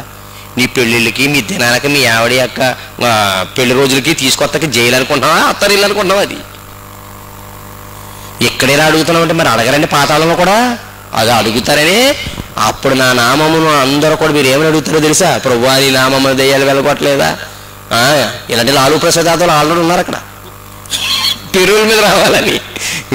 వల్ల కాదు ఇటు ఎంత మన అత్తగారి అనుకున్నాడు. ఇల్లొత్తాకి సంక్రాంతికి వెళ్ళొస్తాను, దసరాకి వెళ్ళొస్తానని చచ్చిపోతాం అక్కడ సాగు. మీరు గమనించండి ఎంత బాగా చెప్పేస్తాడండి. అందుకే చివరి దినాలు వచ్చాయి గనక అపరిమితం. కిందనున్న పాతాళము నీ బ్రతుకు దినాల్లో నువ్వు చేయవలసింది ఏంటో తెలుసా? కిందనున్న పాతాళం తప్పించుకోవడానికి ప్రయత్నం చేయండి. కిందనున్న పాతాళం తప్పించుకోవడానికి ప్రయత్నం చేయి, నీ ఆత్మ అక్కడికి వెళ్ళిపోకుండా. యోబు గ్రంథము, యోబు గ్రంథం చూద్దాం ఒకసారి ఏమని అక్కడ మాట్లాడుతున్నాడో దేవుడు. 21వ అధ్యాయము 13వ వచనం. 21వ అధ్యాయం 13వ వచనం. వారు తీసారు కదండి 435 పేజీ నెంబర్. వారు శ్రేయస్సు కలిగి తమ దినములు గడుపుకుందరు, ఒక్క క్షణములోనే పాతాళానికి వెళ్ళిపోతారు. ఇంత స్పీడ్గా వెళ్ళిపోతావు అని తెలిసినప్పుడు నువ్వెంత జాగ్రత్త కలిగి ఉండాలి. అప్పుడు నువ్వు దేన్ని కాపాడుకోవడానికి ప్రయత్నించాలా? మీ ఆత్మను కాపాడుకోవడానికి ప్రయత్నించాలి. మా ఆత్మని ఏం కాపాడతారండి? రోడ్డు మీద వెళ్తున్న ఆడపిల్లల్ని కాపాడలేకపోతున్నారు. కట్టుకున్న భార్యను చంపేస్తుంటేనే ఎవరు కాపాడలేకపోతున్నారు. నా బ్యాంక్ అకౌంట్లో ఉన్న డబ్బులు ఎవరో కాపాడలేకపోతున్నారు, దొబ్బేస్తున్నారు. నా డబ్బులు దొంగిలించేస్తున్నా. నా డబ్బులు నాకు కూడా ఉంది, నాకు అకౌంట్ నెంబర్ నా అకౌంట్లో డబ్బులు అడ్డిపోతున్నారు. అయ్యా ఎవరు కాపాడలేదు. ఇక శరీరంలో ఉండి కంటికి కనిపించకుండా దేహాన్ని నడిపిస్తూ ఉనికి కలిగించి నాకు ఈ బ్రతుకునిస్తున్న ఆత్మను ఎవరు కాపాడుతాడండి? కంటికి కనిపిస్తున్న వస్తువులనే కాపలా కాసి కాపాడలేని దుస్థితి. దేవుడిని ఎవరు కాపాడుకోలేని దేవుడు. వాళ్ళే అత్యాతంటే ఇంకెవడం? దేవాలయంలో దొంగలు పడ్డారు, దేవుడిని దోషిపోతున్నారు. ఇలాంటి ఆలోచిస్తుంటే నా ఆత్మను ఎవరు కాపాడతారండి? నువ్వు కాపాడుకో. నేను ఎలా కాపాడుకోవడం తెలిస్తే కదండి కాపాడుకోవడం. ఒక ఇంట్లో ఉన్న వస్తువులను కాపాడుకోవాలంటే ప్రహారీ కట్టుకోవాలి, గేట్ పెట్టుకోవాలి, దాని గోడ మీద మేకులు పెట్టుకోవాలి, సీసా పెంకులు పెట్టుకోవాలి, దానికి తాళం వేసుకోవాలి, ఇంటి కట్టుకోవాలి, దానికి తాళం పెట్టుకోవాలి, బీరు పెట్టుకోవాలి, దానికో తాళం పెట్టాలి, లాక పెట్టాలి, దానికో తాళం పెట్టాలి. ఇన్ని తెలిసి నాకు కనుక ఇన్ని తాళాలు పెట్టుకున్నాను. కానీ నా దేహంలో ఉన్న ఆత్మను ఎలా కాపాడుకోవాలో నాకు ఎవడు చెప్తాడండి? అపరిచితులు బయట తిరుగుతున్నప్పుడు బయటికి రాకండి, ఏదైనా కేకలు పెడితే బయటికి రాకండి, విలువైన వస్తువులు వేసి బయటికి వెళ్ళకండి, ఇన్ని జాగ్రత్తలు చెప్తున్నారు. కానీ నా ఆత్మను జాగ్రత్త పెట్టుకోమని ఎవడో చెప్పడం లేదు. ఎవడైనా ఎందుకు చెప్తాడు? అది విలువైందని గమనిస్తే నువ్వే అడగాలి, నా ఆత్మను ఎలా కాపాడుకోవాలండి అని. నీకు అదే ఆత్మ విలువైందని నీకు తెలియనప్పుడు, ఆత్మ శాశ్వత కాలం చావులేందని నీకు తెలియనప్పుడు, నీకు చెప్పితే మాత్రం ఏమర్థం వద్దు నీ ముఖం. నీ అంతటి నీకు పరివర్తన రాంది ఎవడెంత బలవంతం పెట్టినా ఉపయోగం లేదండి. అందుకే యేసుక్రీస్తు బలవంతంగా కొద్దు. నువ్వు దేవుని పరిశుద్ధుడు అంటే నువ్వు నిజంగా దేవుని కుమారుడు అంటే నతనీయులు. యేసుక్రీస్తు అంటున్నాడు, ఏటి ఆ చెట్టు కింద కూర్చున్నావు అని నేను చెప్పినందుకు నిజంగా దేవుని కుమారుడు నేర్పనవా అన్నాడు. అంటే ఎలాంటి ఆట కోసం నా దగ్గర నా దొంగ ఒప్పుకోవడం నాకు ఇష్టం ఉండదు అన్నాడు. ప్రేమిన వల్లరా ఇదంతా ఎందుకు చెప్తున్నాను మీరు ఆలోచించండి. నీ ఆత్మ విలువేందో నీకు తెలియాలి. నీకు తెలియాలంటే ఎలాంటి వర్తమానం నువ్వు వినాలి. ఇప్పుడు చెప్తున్నాను వినండి. నీ ఆత్మ దేవుడిచ్చిన, అందుకనే ఆత్మ యెహోవా పెట్టిన ఆరిపోకుండా కాపాడుకోవలసింది ఎవరో మీరే. మళ్ళీ అంటారు గాల్లో పెట్టి దేవుడా అంటే దేవుడు ఏం చేస్తాడో అన్నాడు. నిజమే, కానీ ఆయన గాల్లో ఎట్టలేదు, లోపల ఎట్టాడు. ఆలోచించండి, దీపం గాల్లో ఎట్టలేదు, దేహంలో ఎట్టాడు. దేహంలో ఆత్మను ఆరిపోకుండా కాపాడుకోవలసింది ఎవరు? కానీ చూడండి, దాన్ని కూడా ఆరిపేసే దీపం పురుగుందట. దశలోనికి రాసిన పత్రిక త్వరగా చూద్దాం. ఈరోజు మొదటి దినం కనుక నేను కొన్ని మాటలు హెడ్లైన్స్ మాత్రం చెప్తాను, నేను ముఖ్యాంశాలు కనుక టీవీ నేను వార్తల ముఖ్యాంశాలు ఈరోజు చెప్తాను, నేను విడమరి చెప్తాను. ఎవరి దశలోనికి రాసిన పత్రికలో ఒక చక్కనటువంటి మాటలు చూద్దాం. 5వ అధ్యాయం 19 వచ్చింది. ఏం చేయకండి, అమ్మి దుంపదకి దాన్ని కూడా ఆరిపెడుతున్నారా? లోపల చక్కగా పెట్టిన ఆత్మను ఆరిపెడుతున్నారా? ఎవరండి బాబు అంత దుర్మార్గులు, అంత భయంకరులు? దాని జోలికి పోవాలంటుందండి. ఎప్పుడు కూడా ఇంతకు ముందు బాగా పెద్దవాళ్ళు తెలుసు, కరెంట్ లైట్లు బతికే వాళ్ళకంటే కిరసన లైట్లు వెలిగి చూడను. చాలా చోట్ల కరెంట్ లేకపోతే ఉదయాన్నే చక్కని దీపం అందులో కొద్ది కిరసనలు పోసే చూపెట్టాడు. దీపం పురుగు గిరగిర గిరగిర తిరిగి వచ్చి దాని మీద పడిపోయింది. అసలు చీకట్లో ఒకటే పుల్ల ఉందో వెలిగించిందండి అగ్గిపిల్ల, బయట వర్షం, ఈ పక్కన ఈ దూపం మీద వచ్చేది బరుపు. అది ఆరిపోతే అగ్గిపుల్లల కోసం ఎవరి ఇంటికి వెళ్తాం? అలా తిరిగి గిరగిర గిరగిర గిరగిర గిరగిర తిరుగుతుంది. ఉదాహరణకి మీ ఇంట్లో సూప్ ప్లేట్ ఉంటుంది, ఇలా వేయగానే పురుగులన్నీ ఆనందంగా తిరిగేస్తూ ఉంటారు గిరగిర. అంటే బద్ద మధ్యలోంచి వస్తుందండి ఒకటి ఇలా. ఏడది బల్లి. ఎంత బుద్ధిమంతులు అలా ఉంటుందంటే మాట్లాడదు, ఏమి ఇచ్చదు, అలా ఉంటుంది. ఉండి 7 గంటలకు ఉంటుంది, 9 అయ్యేటప్పటికి మొత్తం ముగించేద్ది. పురుగులన్నీ తిరిగి వెళ్ళిపోతుంది మళ్ళీ అందులోకి. మళ్ళీ దాని స్థావరం ఎక్కడా? వెలుగు కిందే. ఎంత తెలివి చూసాను. వెలుగు లోపడే ఉంటుంది, బద్ద లోపల. బద్ద అవతలేమో లైటింగ్, బద్ద లోపల చీకటే. ఆ బద్దలో ఉంటుంది. అలా లైట్ అలాగనే అలా పక్కన వస్తుంది. ముందేం మాట్లాడదండి. నేను అసలు కొంగ ఉపవాసం చేస్తున్నానని చెప్తాను మనకు కథ. ఈ బల్లిని చూసి మీరు ఇంటికి వెళ్ళిన చూడండి, అలా నెమ్మదిగా ఉంటుంది. 7 గంటలకు వస్తుంది, 8 గంటలకు మొత్తం పురుగులు కాడి చేసి వెళ్ళిపోద్ది. పురుగులు తగ్గాయమ్మా, తగ్గాయి తినేసింది, మీకు తెలియదు. ఏమన్నా ఆలోచన? అమ్మ సంఘస్థలో చాలామంది పరలోక పిలుపు అంటే మా సంఘంలో చాలామంది వెళ్ళిపోయారండి. ఎక్కడికి నీ ముఖం? పరలోక పిలుపు నువ్వు రాసుకున్నావు, ఆడికి పిలుపు పరలోకం నుంచి రాలేదు. పాతాళానికి నువ్వు అనుకుంటావు మా సంఘంలో చాలా మంది వెళ్ళిపోయారండి. ఎక్కడికి? పరలోకం. మీకే తెలిసిందా? అయ్యో మీకు తెలీదా? ఫ్లెక్స్ మీద వేశారు, పరలోకం ఫ్లెక్స్ మీద వేసారు. నువ్వు దేవుడు కాదు అది. మళ్ళీ మా ఆయన్ని 2000 సంవత్సరంలో దేవుడు పిలుచుకున్నాడండి. అక్కడ ఏం చేస్తాకమ్మా? అక్కడ ఏం చేస్తాకే? మా ఆయన్ని దేవుడు మా అయ్యగారిని పిలుచుకున్నాడండి. ఎక్కడే సర్వనాశం చేసాడు, మళ్ళీ అక్కడికి వెళ్ళి ఏం చేసి దూతం చనిపోతాడు. అక్కడికి వెళ్ళి ఏం చేస్తాడు? మా అయ్యగారిని పిలుచుకున్నాడండి. మీ అయ్యగారిని పిలుచుకోలేదు, పిలవాల్సి వచ్చింది. ఎక్కడుంటే నాశనం చేసేస్తున్నామని ఆలోచించండి. ప్రతిదానికి కూడా ఆత్మను ఏం చేయకండి, ఆర్పకండి. అంటే ఆత్మను ఆర్పేసి ఒక పురుగు తిరుగుతుందన్నమాట లోకంలో, ఒక బల్లి తిరుగుతుందన్నమాట లోకంలో. మీరనుకున్నారు ఈ లోకంలో నిజమైన వెలుగుంటే లోకంలోకి వచ్చి ప్రతి మనిషిని వెలిగించుతున్నది అనగానే నేను ఎరిగిపోయి వెళ్ళిపోతున్నాడు. వెనకాల బల్లి తిరుగుతుందని నీళ్ళు తిరుగుతలేదు. నేను ఎలిగేసాను నిద్రమోడా ఎలిగో నిజమే, కానీ వెనకాల ఎలుగుతున్న వాడుతూ ఏం తిరుగుతుంది? బల్లి తిరుగుతుంది. ఆ బల్లి ఎవరో? అపవాదనియు సాతాననియు మారు పేరు గల ఆ ఎర్రని మహా గడసర్పం. గడసర్పం అంటే పెద్దదండి, మింగేస్తుంది గర్జించు సింహం వల్లే. ఎవరిని మింగుతున్నా అని వెతుకుతూ మింగుతున్నా. ఎప్పుడు మింగేస్తాం? మనకి నవ్వడానికి టైం లేనప్పుడు, నవ్వడానికి టైం లేనప్పుడు. దానికి కూడా ఏం లేదు. అపవాది తన సమయం కొంచెమేనని ఎరిగి బహు క్రోధము గలవాడు మీ వద్దకు. మరి టైం లేనప్పుడు ఎలా నవ్వుతాడండి? పక్కన వేసుకుని 10 మందిని, ఈ పక్కన వేసుకుని 10 మందిని, అంత టైం లేదు. మింగేయడమే. ఆవులు గేదెలు ముందు మేసేస్తాయి, నవలవండి. నవ్వులతో పోతే ఎక్కడ కుదురుతుంది? మింగేసి ఈ సాయంత్రం మీరు పాలు గట్టి పిండి వేసుకుని నిద్రపోయిన తర్వాత దరిద్రం వదిలిపోయింది అనుకుని పక్కన పడుకుని అప్పుడు తెచ్చుకుంటుంది ఆ తిత్తిలోంచి ఒక్కో ఉండగా తెచ్చుకుని నమిలి ఎందుకు మళ్ళీ ఈ ప్రక్రియ అంతా చేయాలంటే మళ్ళీ కొండట్టుకు వచ్చేది ఉదయం. మళ్ళీ కొండచ్చుకొచ్చి మళ్ళీ సేరిపాలు ఇవ్వాలంటే మళ్ళీ తిని మళ్ళీ జీర్ణం చేసుకుంటే కానీ పాలు రావు. మళ్ళీ అలా పడుకుని అదే తెల్లవారులు నెమరు వేసుకుని నిద్రపోదండి. అలా నెమరేసుకుని మరలా పదుగులో కన్ను పాడు చేకూర్చి రెడీగా ఉంటుంది నిలబడి. తెల్లారిపోయింది అనగానే కొండట్టుకు వచ్చేస్తాడు. వచ్చేసి సియ్యం పొయ్యం అని కోసేదో లాగేస్తూ ఉంటాడు. అలా లాగేయాలంటే అది నిద్రపోకుండా చేస్తున్న ప్రక్రియ ప్రియమైన వాళ్ళ. నీ ఆత్మ కోసం నీకు ఏది జాగ్రత్త? అది నీకు విలువని తెలిస్తే కదా. అది ఆర్పేసి దెయ్యం ఉందని తెలియజేసినప్పుడు ఎంత జాగ్రత్తగా దాన్ని కాపాడుకోవాలి. ఏమన్నా ఆలోచించండి. నువ్వు కార్తీక దీపానవి కాదు, పరలోక దీపానవి. కార్తీక దీపం అయితే చెరువులు వదిలేస్తారు.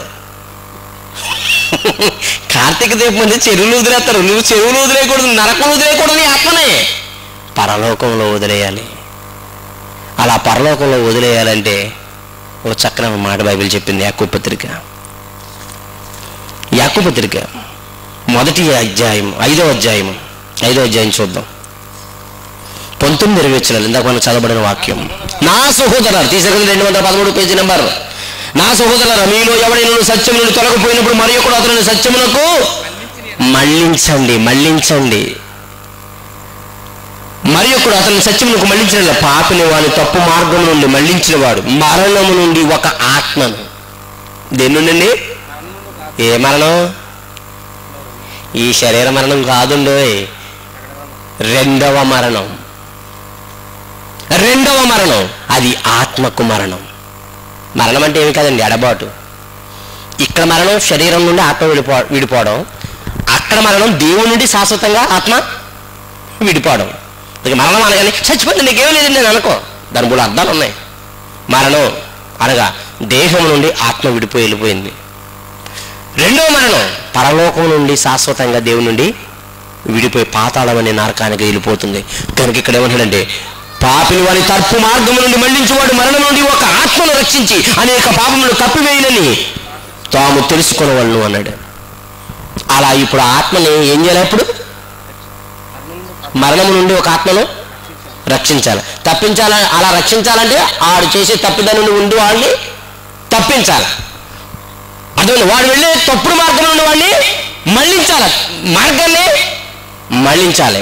ఆల్రెడీ ట్రాక్ మీద ఒక ట్రైన్ ఉంది, ఇంకో ట్రైన్ వస్తున్నప్పుడు మొదటి ప్లాట్ఫామ్ మీద ఒకటి ఉన్నప్పుడు వచ్చే ట్రైన్ ఏం చేయాలి? ఇప్పుడు పక్క ట్రాక్ మీద నుంచి రెండో ప్లాట్ఫామ్ మీదకి దాన్ని పంపించాలి, లేకపోతే ఏమవుద్ది? రెండు కూడా డాష్. మీరు అర్థం చేసి ఆ రెండు వల్ల ప్రమాదం జరుగుతుంది. ఈ మనిషి పాపంతో వెళ్తే రేపు పొద్దున అదే మార్గంలో వెళ్తే మరణాన్ని డాష్ అవుతాడు, గుద్దుకుంటాడు. ఏమవుతాడు? నరకానికి పోతాడు. అలా మరణము, పాపం వల్ల మరణమును, అందుకు మీకు తెలుసు కదా, ఒక మనిషి చేసేటువంటి పాపం వల్ల ఏమవుతుంది? మరణం. ఒక మనుషుల ద్వారా పాపము ద్వారా మరణమును లోకమును కలగచ్చును. మనుషులందరూ పాపము చేసినందున మరణం అందరికీ. అలా మరణం అందరికి వస్తుంది కనుక ఆ మార్గమును తప్పించండి, వేరే ట్రాక్ మీద పండించండి, లేదా యాక్సిడెంట్ అవుతుంది. వాడు మరణం అనేటువంటి దానికి వెళ్ళిపోతున్నాడు, మృత్యుకి వెళ్ళిపోతున్నాడు కనుక తప్పించండి అన్నాడు. తప్పించాలంటే విషయాన్ని వీడికి ఎందుకు తప్పిస్తున్నాం వీడికి చెప్పాలి, చెప్దాం. వాడికి విలువైంది ఏంటో చెప్దాం. యాకోబు పత్రిక మొదటి అధ్యాయం 21-22 త్వరగా ముగించేస్తాను, చివరికి వచ్చేస్తాను. ఏమండి? అందుచేత ఏంటండి? సమస్త కల్మషమును విర్రవీగుచున్న దుష్టత్వమును ఏం చేయండి? మాని. అంటే మా ట్రాకర్ తప్పించడానికి గురించి ఎంత బాగా చెప్తున్నాడు. సమస్త కల్మషమును విర్రవీగుచున్న దుష్టత్వాన్ని మాని. అమ్మ ముందు ఏం చేయాలి? దేవుళ్ళకి వస్తే ముందు మీలో ఏమున్నాయో. చాలామంది మారిపోవడం అంటే ఏంటనుకుంటారంటే, ఇలా వేదిక మీద మేము ఎమోషనల్గా చెప్తున్నప్పుడు మీరు దానికి ఉద్రేకపడిపోయి వెంటనే మీరు కూడా ఇంటికి వెళ్ళిపోయి ఒక 50 అప్పు చేసేసి పెద్ద మారి మీటింగ్ పెట్టేస్తారు. మీరు ఇంకా మారలేదు. ఎమోషనల్గా బ్లడ్ ప్రెషర్ ఎక్కువైందంటే బా ఏం చెప్పాడండి, బా మీరు కొట్టాడండి, అబ్బా నీ అబ్బా మీరు చెప్పారా అన్నట్టు ఇలా తొడగొట్టేసుకుని రే ఏం చేద్దాం అనుకుంటారు. మొదటి మీటింగ్ అయిపోయింది, రెండో రోజు మీరు 3వ మీటింగ్కి మీట్ అవుతారు. ఈ సందుమూలం ఆ సందుమూలం గణేష్ చౌదరి దగ్గర మీట్ అవుతారు. ఏం చేద్దాం? నువ్వెంత వేస్తావు, నువ్వెంత వేస్తావు, నువ్వెంత వేస్తావు అంతే. ఒక్కసారి భారీ మీటింగ్ అయిపోతాయి. ఈ మీటింగ్ పెట్టడం వలన వీళ్ళకేమైనా మార్పు ఉందంటే వీళ్ళకి అసలు మార్పు ఉండదండి. మార్పు అనేది ఎమోషనల్గా అయిపోయి సభ పెట్టడం అనేటువంటిది మార్పు కాదండి. మరి ఏంటి మార్పు అంటే, ముందు నేను మారానో లేదో చూసుకోండి. నువ్వు మారకుండా నువ్వేది చేసినా మరొకడు మార్పుకి నాంది కాదు. నువ్వు మారితే లోకం సగం మారినట్టే, నువ్వు మారలేదంటే లోకం మారినట్టే. అందుకు మార్పు అనేది నీ దగ్గర నుంచే ప్రారంభం అవ్వాలి. అది ఎంత నిజమో. సమాజాన్ని మార్చాలనుకునేది ఎమోషనల్తో కూడుకున్నది కాదు, ఉద్రేకపూరితంతో కూడుకున్నది కాదు, మహాసంకల్పంతో. ఒక్కసారి నువ్వు ఇందులో అడుగెట్టావా కడదాకా అడుగులన్నీ ఇందులోనే వెళ్ళాలి. అంతేగాని మళ్ళా ఇంకొక అడుగు వేసావంటే నువ్వు ఎవరినైతే రక్షించడానికి సభ పెట్టావో మళ్ళా అంతమంది నరకనకపోతారు. మీరు గమనించండి. అందుకే ఒక్క ఆదాము వేసిన తప్పటడుగు ఇప్పుడు దాకా ప్రతి మనిషి అడుగు తప్పుటడుగే. ఒక్క తప్పుడడుగు పడిందంటే మిగతావన్నీ అది ఒక మనుషుని ద్వారా పాపము ద్వారా మరణమును లోకమును గెలవచ్చాయి. మనుషులందరూ పాపము చేసిన అందరూ అదే వచ్చేసారు సారా. నువ్వు వెళుతున్న మార్గం. అందుకే నేను మీకు మాదిరి ఉంచి నా అడుగు జాడలంది మీరు నడుచుకుని ఉన్నని మీకు మాదిరి ఉంచిపోయినండి. ఎంత జాగ్రత్తగా ఉన్నా. అందుకే సమస్త కల్మషమును విర్రవీగుచున్న దుష్టత్వాన్ని మానేయండి. 100 మందిని మార్చాలని నేను ప్రెజర్ చేయట్లేదు. నువ్వు అక్కడ మారితే చాలు, నీ బ్రతుకు మూలంగా కొంతమంది మారే అవకాశం అంది. అది బైబిల్ ఏం చెప్పిందో తెలుసా? నా బ్రతుకు మూలంగానైనా సరే, చావు మూలంగానైనా సరే క్రీస్తు నా యందు మహిమపరచబడుతున్నాడు. క్రీస్తు నా యందు మహిమపరచబడుతున్నాడు అర్థం ఏంటో తెలుసా? నన్ను చూసి అనేకులు మారి దేవునికి కృతజ్ఞతలు చెల్లిస్తున్నారని లెక్క. ఎంత బాగా చెప్తున్నాడు చూడండి. సమస్త కల్మషమును విర్రవీగుచున్న దుష్టత్వమును మాని. ఏ లోపల నాటడం అనేది మొక్కల దగ్గరికి వస్తుంది. మనం మొక్కల్ని నాటుతా ఉన్నాం. మీ లోపల నాటబడి మీ ఆత్మలను రక్షించుటకు శక్తి గల వాక్యమును సాత్వికముతో. అమ్మ వాక్యం దేన్ని రక్షించేది? అబ్బా ఇప్పుడు అర్థమైందన్న. ఎవరు రక్షిస్తారని నన్ను? మా ఆయన చూస్తే తాగేసారి పడిపోతున్నాడు. ఆడాత్మకే రక్షణ లేదు, నన్నే రక్షిస్తాడు. మామూలుగానే ఎవడన్నా ఏదనంటే రక్షించలేడు. ఇక సాతాను వచ్చిన ఆత్మను భక్షిస్తే మాత్రం రక్షిస్తాడా? లేదు. మరి మా అయ్యగారు దశంభాగాల కోసము కానుకల కోసం మమ్మల్ని రోజు తిట్టడమే తప్ప మా ఆత్మ గురించి అసలు ఆలోచనే లేదండి. పోనీ ఎవరైనా ఇలాంటి సాబెడితే వెళ్దాం అనుకుంటే ఆయన కూడా ఏదో ప్రార్థనట్టేసి మమ్మల్ని ఎదురెచ్చేస్తాడు. అక్కడ ఏమన్నా ఆలోచించండి. మేము వెళ్ళి అక్కడ మారుమూసి పొందేస్తాము, పరలోకం వెళ్ళిపోతాము. ఆయనకి ఇష్టం లేనప్పుడు మమ్మల్ని ఎవరు రక్షిస్తారండి? మా కాపరి మమ్మల్ని తినేస్తుంటే పైవుడికి ఎవరికి అవకాశం ఉందండి మమ్మల్ని తినేయడానికి? మీరు గమనించండి. ఎవరు రక్షిస్తారండి? ఎవరో రక్షించక్కర్లేదమ్మా. మీరు మనసు పెట్టి వింటే ఈ వాక్యమే మీ ఆత్మను, ఏ వాక్యము చేత అయితే ఇది కలిగిందో అదే వాక్యము చేత మీరు నీ ఆత్మను భద్రపరిచే ప్రక్రియ దేవుడు ఏర్పాటు చేసుకున్నాడు. మీరేమనుకోదు, ఆయన పని ఆయన చేసుకుంటూనే పోతున్నాడు. అందుకే అంటారు కదా, చట్టం తన పని తాను చేసుకుపోతే దేవుని యొక్క వాక్యం తన పని అది. యెషయా గ్రంథము ఒక్కసారి ఇక్కడ చేయబెట్టి ఒక్కసారి యెషయా గ్రంథంలోకి వెళ్దాం. యెషయా గ్రంథం 55:10. చట్టం తన పని తను ఎలాగైతే చేసుకుపోతుందో వాక్యం కూడా ఈ లోకంలో తన పనిని అది చేసుకుంటూ పోతుంది. నువ్వు జాగ్రత్త తీసుకోకపోయినా, నీ ఆత్మ విలువ నీకు తెలియకపోయినా, నీ అజాగ్రత్తతో ఉంటున్నప్పటికీ వాక్యం మాత్రం ఇదిగో ఈ రోజు మీరు ఎవరో పెట్టమనకపోయినా ఒక ఆయన రేపి ఈ సభకు నాందికి పలికి మీకు వాక్యం దగ్గరికి వచ్చేసింది. మీ ఆత్మ కోసం జాగ్రత్త ఆయన తీసుకున్నాడు. హెల్మెట్ పెట్టుకోరా బుర్ర పగిలిపోద్దంటే హెల్మెట్ పెట్టుకోడు, ఎందుకంటే తల జరిగిపోద్దట. హెల్మెట్ పెట్టుకుంటే తల జరిగిపోద్ది, హెల్మెట్ పెట్టుకుపోతే తల చిదిగిపోద్ది తెలుసండి. ఆయన నీ హెల్మెట్ కోసం వాడు ఫైన్ వేస్తే నీ చూసాడు 500 ఫైన్ రాశాడు. అందుకేనండి వాళ్ళు మంచోడు కాదండి. ఎవరు మంచోడు కాదు? ఫైన్ ఎందుకు వేసాడు? అసలు నువ్వు హెల్మెట్ పెట్టుకోకపోతే ఆడికి వచ్చింది, ఆడి పోయింది ఏంటి అంటే నీ తల కోసం కూడా ప్రభుత్వమే శ్రద్ధ తీసుకోవాలి, కానీ నీ తల కోసం నువ్వు శ్రద్ధ తీసుకోవాలన్నమాట. అందుకని హెల్మెట్ ధరించండి, సీట్ బెల్ట్ ధరించండి, సీట్ బెల్ట్ ధరించకపోతే 500 ఫైను ఏమండి, లేకపోతే అదేంటి హెల్మెట్ పెట్టుకోకపోతే 200 ఫైను. అసలు నీకు ఫైన్ వేసి నీకు తల మీద శిరస్త్రాన్ని పెట్టడం అర్థం కాదు. నీ తల కోసం నీకు రక్షణ లేదా? మీ శరీరం కోసం మీకు ఇది లేదా? ఇది ఎంత నిజమో మీ ఆత్మను రక్షించుకోవడానికి మీకు ఆ తీరుబడి లేనప్పుడు, మీకు ఆ శ్రద్ధ లేనప్పుడు దేవుడే మళ్ళా ఆత్మ రక్షించుకోవడానికి ఆయనే పూనుకున్నాడు. ఫైన్ వేసి మళ్ళా వర్షములు హిమములు ఆకాశములు వచ్చి అక్కడ ఏలాగు మర్రక భూమిని తడిపి విత్తువానికి విత్తనములు భుజించే వారికి ఆహారములు కలుగుటికై అది చిగిర్చి వర్ధిల్లునట్లు చేయను. అలాగే నా నోట నుండి వచ్చినమును ఉండును, అది నిష్ఫలంగా నా యొద్దకు మరలక అది నాకు అనుకూలమైన దానిని నెరవేర్చును, నేను పంపిన కార్యమును సఫలం చేయను. అద్భుతం. ఏంటి ఆయన పని సఫలం చేసేదంటే యాకోబు గారు రాస్తున్నాను ఇప్పుడు 210వ పేజీ యాకోబు పత్రిక 1వ అధ్యాయము 21. అందుచేత సమస్త కల్మషమును విర్రవీగుచున్న దుష్టత్వము మాని మీ లోపల నాటబడి మీ ఆత్మలను రక్షించుటకు శక్తి గల వాక్యము. ఏ వాక్యం అది అంటే అయ్యగారు చెబుతుంటే వాక్యంలో ఏమి విడుదలవ్వాలి? విడుదలవుతుందా వాక్యంలో? ఈ రాత్రి యేసుతో మాట్లాడాలనుకుంటున్నాను, శక్తి లేదు, విటమిన్ ఈ లేదు, విటమిన్ డి లేదు, అందులో ఆయన నేను తాకాలనుకుంటున్నాడు, మినరల్స్ లేవు, గంజంతా వంపేసుకుని తల వినేసినట్టుంది మనకి. కొవ్వు పెరిగిపోతుంది తప్ప విటమిన్ కాళ్ళు చేతులు లాగేస్తామని ఇప్పటికే తగ్గిన అందరం తిన్నాడు. కానీ కాళ్ళు చేతులు లాగకుండా ఉండడం కోసం అవసరమైన తిండి తినలేదు. ఏడమ్మా నిమానది అంటాడు, కొళ్ళు ఎందుకు కనపడతలేదు అంటాడు. బోర్డు మీద అక్షరాలు కనపడతాదట అన్నాడు. బోర్డు మీద అక్షరాలు కనపడతాకే ఫలావు కోడి మాంసం పెడితే కనపడవు, పప్పు తోటకూర పాలకూర పెడితే మనోడికి నచ్చవు కదా. తోటకూర అంటాడు ముఖం ఆకూరలో పెట్టుకుని తోటకూర. మరి తోటకూర తినకపోతే ఎలా కనపడతా? ఏం కనపడుతుంది ఇలా ఇలా ఇలా చూస్తా. అప్పుడు వేస్తారు 4 అద్దాలు ఇక్కడ చూడ 4 అద్దాలు వేస్తాడు ఇలా చూస్తుంటాడు. అప్పుడు కనపడతానండి.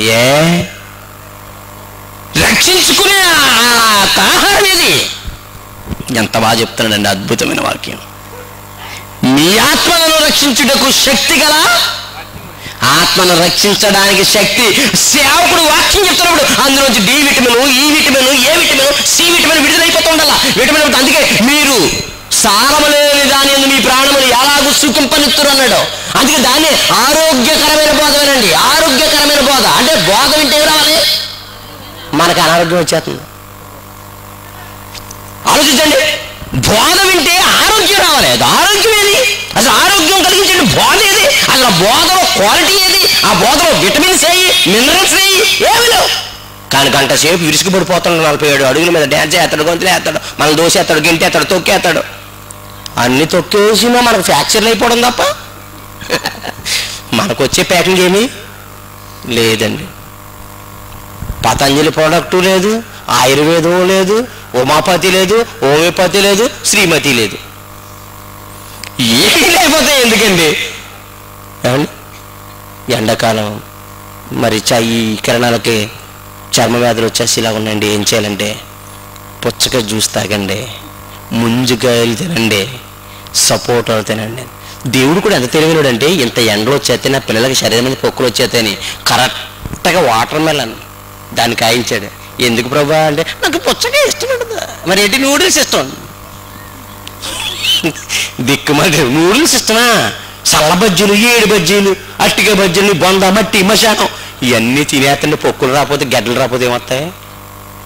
అప్పుడు దేవుడు అంటే వాటర్ మెలన్, పుచ్చకాయ ఎందుకు ఎట్టండి మన టీవీలో చెప్తాండి. పుచ్చకాయ వల్ల ఎన్ని మేలు ఉన్నాయంటే సమ్మర్లో వచ్చేటువంటి కిరణాల వల్ల చర్మ వ్యాధులు రాకుండా పుచ్చకాయ కాపాడుతుందా? దేవుడా అద్భుతం. నా రక్షణ కూడా నువ్వే తీసుకున్నావా? నన్ను కాపాడుకుని ఇప్పుడు నా శరీరం కోసం నువ్వు తినాలా అంటే పొచ్చగా తింటావా ఏం తింటావా అంటే ఆడెళ్ళి ఏ జ్యూస్ చేయించుకుంటాడు అనుకుంటున్నారు?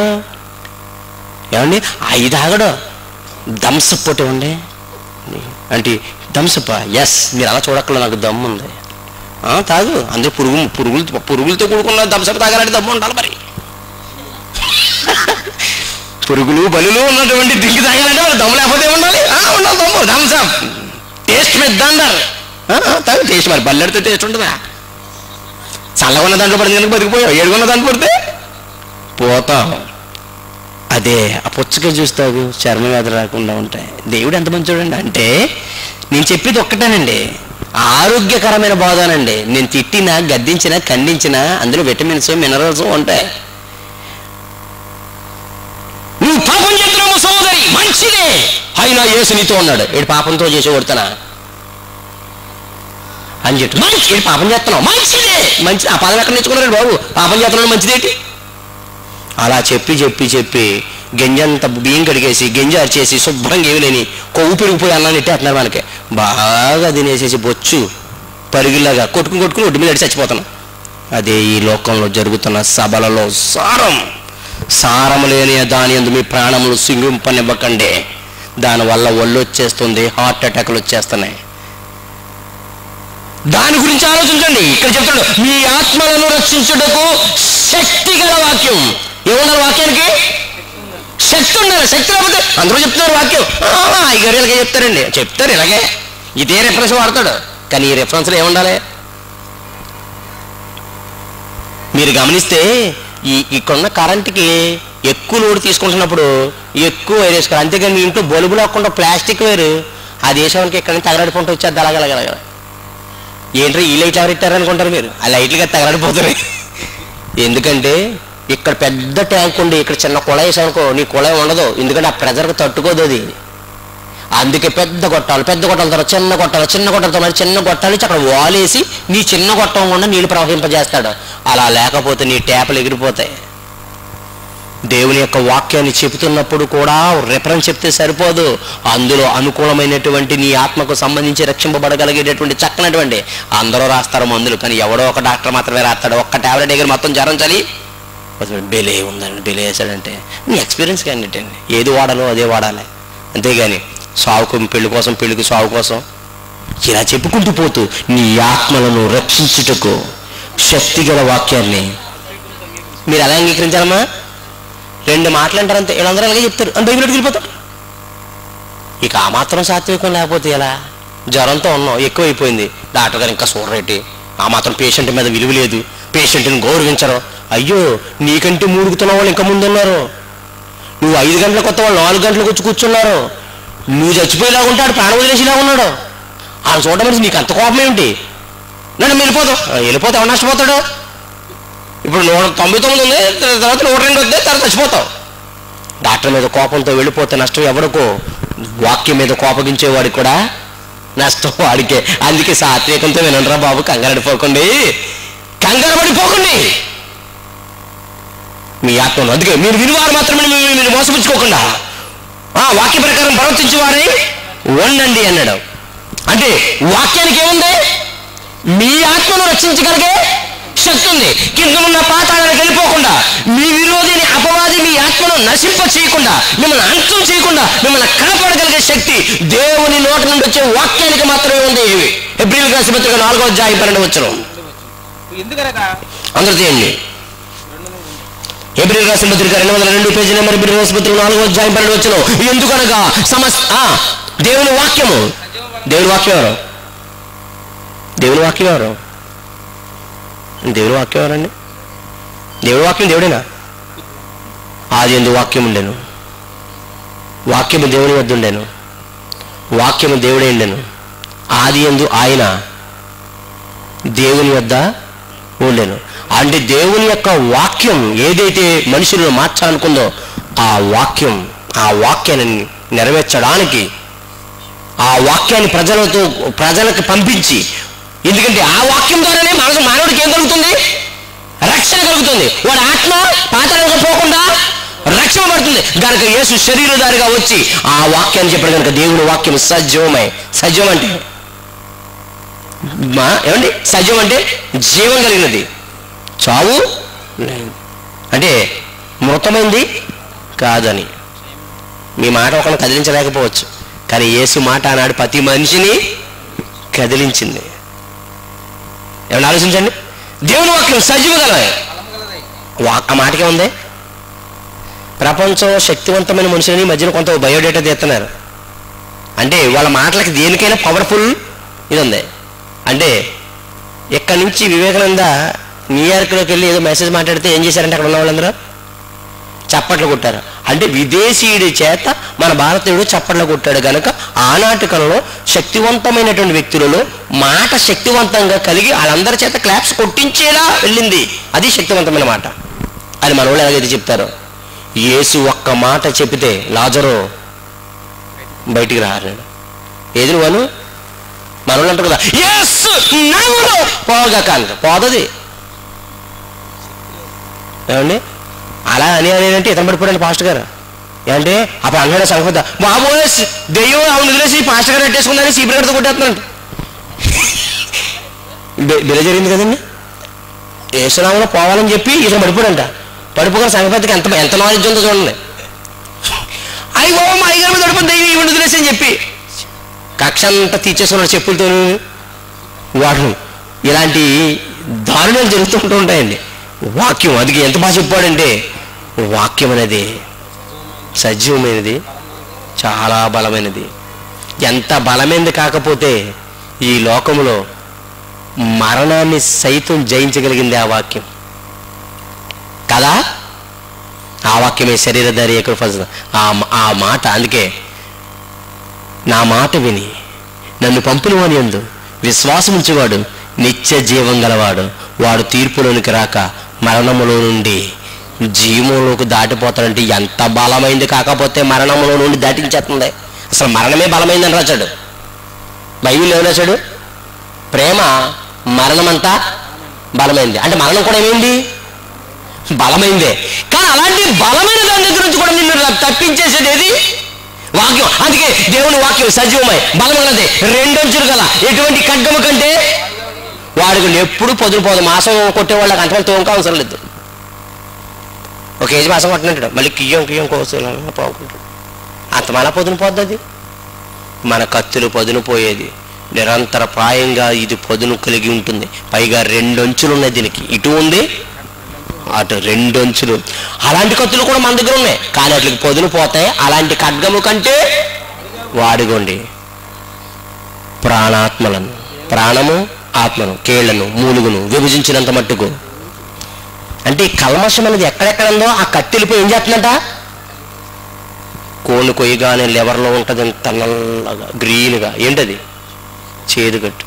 అది కానీ చిదిగిందా నీ కేజీ కోడు గోవిందా. నువ్వు డిటర్జెంట్ ఎట్టు ఉతికినా టైడ్ వేసి రుబ్బేసినా ఆ చేదు పోదు. అందుకని ముందుగా కోళ్ళు కోసిన తర్వాత ముందు కందనకాయ పక్కన ఉన్నటువంటి ఆ లివర్లో ఉన్నటువంటి దాన్ని ఎంత చక్కగా కోసి పడేస్తాడో చూడండి, ఎంత జాగ్రత్త తీసుకుంటాడో. అక్కడ చేపలు చేసేటప్పుడు అక్కడ ఒకటి ఉంటుంది. అది కానీ జారిపోతే నీ పులస చేప అయినా ఎలస చేప అయినా పులుసులోకి మాత్రం పనిచేయదు. అది ఇంటికో నీలో కూడా అలాంటి చేదు చాలా ఉంది ఎక్కడెక్కడెక్కడెక్కడ. అలాంటిది ఇలా తీసి పక్కన ఆడాలంటే కత్తే వెళ్ళాలి అక్కడికి. అందుకే కత్తి ప్రాణంలోకి వెళ్తుంది. అక్కడ ఉందా కల్మషం? ఆత్మలో ఉందా?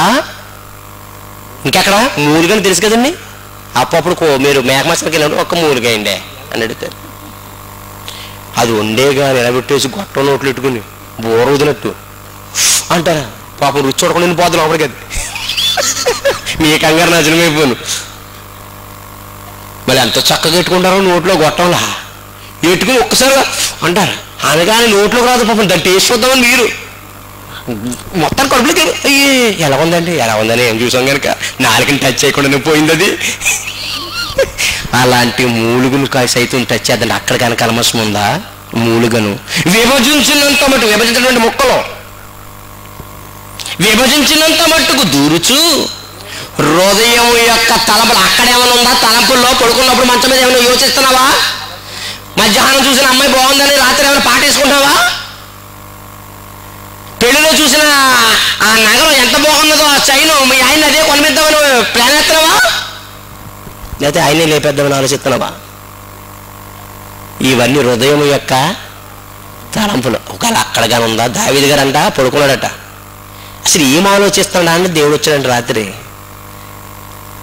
చూస్తారన్నమాట, ఆయన ఎప్పుడు వచ్చాడండి, ఇలాంటివి కూడా ఉంటాయి బైబిల్లో, మీరు మరి అన్నమయ్య కీర్తన చెప్తున్నారు ఏంటంటే, అన్నమయ్య కీర్తన కదండి, వాళ్ళకి అన్నమయ్య అయితే మనకు దావీదే కదా.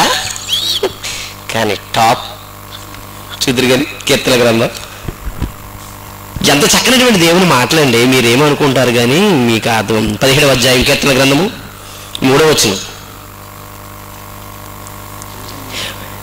17వ అధ్యాయము కీర్తన గ్రంథం 17వ అధ్యాయం 3వ వచనం.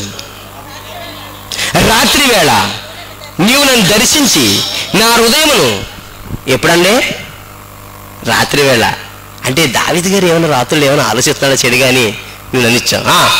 నన్ను పరిశోధించి, నువ్వు నన్ను పరిశోధించేది, నీకు ఏ దురాలోచనయు కానరాలేదు. వెరీ గుడ్, అలా ఉండాలా అంటే తలంపుల్లోని హృదయం ఒక ఆలోచనలో కూడా చెడు ఆలోచన లేదండి. దావీదు గారు పడుకున్నాడట, దేవుడు వచ్చండి ఏమైనా ఆలోచిస్తున్నా అని. నువ్వు రాత్రి వచ్చావు ప్రభా నా దగ్గరికి, రాత్రే స్కానింగ్ చేసావు నా హృదయాన్ని, కానీ రిపోర్ట్ ఏంటో తెలుసా? ఏ దురాలోచన కానదు. ఏమి లేదు, ఏమి లేదు. ఎంత బాగుందండి వాక్యం, ఎంత బాగుంది. దేవుని వాక్యం సజీవమైన బలముగల ఎటువంటి ఖడ్గము కంటే వాడి ఏంటి ప్రాణాత్మలను, కీళ్ళను, మూలుగులు విభజించినంత మటుకు దూరుచు హృదయం యొక్క ఆలోచనను శోధిస్తుంది. శోధిస్తుంది అంటే అంత అన్ని చోట్లకి వెళ్ళగలిగే సామర్థ్యం దేనికుంది? వాక్యానికి మాత్రమే ఉంది. మర్చిపోవద్దు, వాక్యానికి మాత్రమే ఉంది. మరి మీరు అక్కడ దాకా ఎందుకులేండి అని అనుకుంటారా? నా శరీరానికైతే పాపం ఉంది కానండి నా ఆత్మకు అసలు పాపం లేదండి అంటారు. అలా అనుకోకండి, అసలు ఇంపార్టెంట్ ఆత్మ, దాని గురించి ఆలోచించాలా. చివరి వచనాలు కొరింథీయులకు రాసిన మొదటి 2వ పత్రిక 7వ అధ్యాయం, కొరింథీయులకు రాసిన 2వ పత్రిక 7వ అధ్యాయము 1వ వచనం, 152 పేజీ నెంబర్. ప్రియులారా, మనకి ఈ వాగ్దానం ఉన్నవి కనుక దేవుని భయముతో పరిశుద్ధతను సంపూర్తి చేసుకొనుచు శరీరమునకును ఆత్మకును కలిగిన, దేనికి? శరీరానికి ఉందట, ఆత్మకే ఉందట. ఏంటి? కల్మషం. ఎవరడు? ఆ శరీరమునకును ఆత్మకును కలిగిన సమస్త కల్మషం నుండి మనల్ని పవిత్రం చేసుకుందాం. పవిత్రం చేసుకోకపోతే ఎల్లో పరలోకం. కనుక నీ ఆత్మను ఖచ్చితంగా కాపాడుకుని తీరాలి. ఇదే అంత్యకాలపు చివరి వర్తమానం. ఆత్మయే జీవింపజేస్తుంది, శరీరం కేవలం నిష్ప్రయోజనం. కనుక నిష్ప్రయోజనమైన శరీరం కోసం ఆలోచించొద్దు. ఆ శరీరంలో దాగి ఉన్న దేవుడు పెట్టిన దీపమైన ఆత్మను కాపాడు. అది ఆరిపోకుండా కాపాడు, పోకుండా కాపాడు, సంరక్షించుకుంటానికి ప్రయత్నించు. లేకపోతే నువ్వేమైపోతావు? నువ్వు నాశనం అయిపోతావు. అది మా వాక్యం అని కాదు, అది నువ్వు విను, విశ్వాసంతో విను, కార్యం అదే చేస్తుంది. నువ్వేం చేయక్కర్లేదు, నువ్వు అలా ఉండు, నీలో ప్రక్రియ అది మొదలెడుతుంది. ఇది నేనన్న మాట కాదు, పౌలేమంటున్నాడు. చివరిగా మాట చూసిన ప్రార్థన చేసుకుందాం. దశలోనికి రాసిన మొదటి పత్రిక 2వ అధ్యాయం 13-14 వచనాలండి. దశలోనికి రాసిన మొదటి పత్రిక 1వ అధ్యాయం 13-14. మీరు దేవుని గురించిన వర్తమాన వాక్యములను, ఏ వాక్యాలండి? ఏ వాక్యాలు? వర్తమాన వాక్యం. వర్తమానం అంటే ఇప్పుడుది, ప్రజెంట్, ఇప్పుడుది. అంటే మీరు ఇప్పుడు వారా రేపటి వారా? మీరు ఇప్పుడు వారా రేపటి వారా? రేపు ఉందేటి మీకు, మరి లేనప్పుడు ఇప్పుడు వారే కదా. అప్పుడు ఏ వర్తమానం అందించాలి మీకు? ఏ వాక్యం అనిపించాలి? ప్రజెంట్ ఇప్పుడుదే అనిపించాలా? అందుకే మేము పెట్టాం వర్తమానం. మీరు గమనించండి, ఇప్పుడుదే పెట్టాం. ఏమి రాశాడు?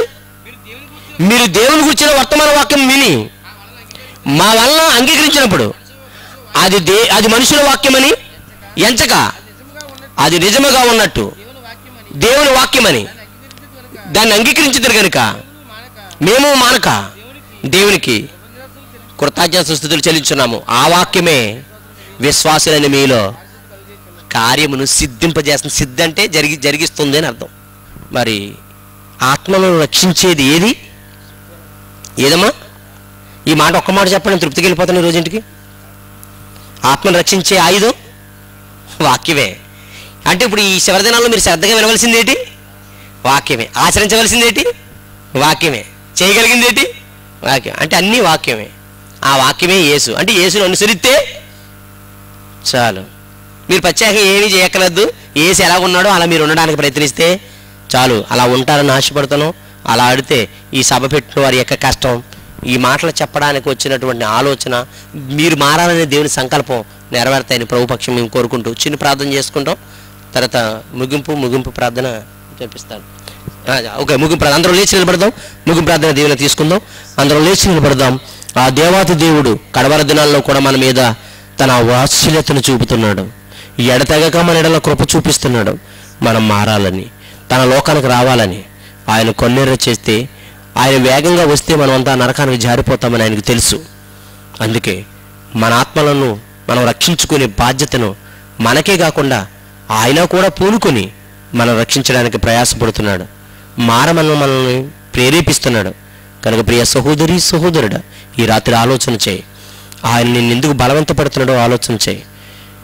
కళ్ళు మూస్తే మింగేయడానికి పాతాళం నోరు తెరిచి ఉంది. అశ్రద్ధగా ఉంటే నిన్ను తీసుకుపోవడానికి క్రీస్తు విరోధి సిద్ధంగా ఉన్నాడు. ఎవరిని మింగుదునా అని అపవాది వెతుకుతూ తిరుగుతున్నాడు.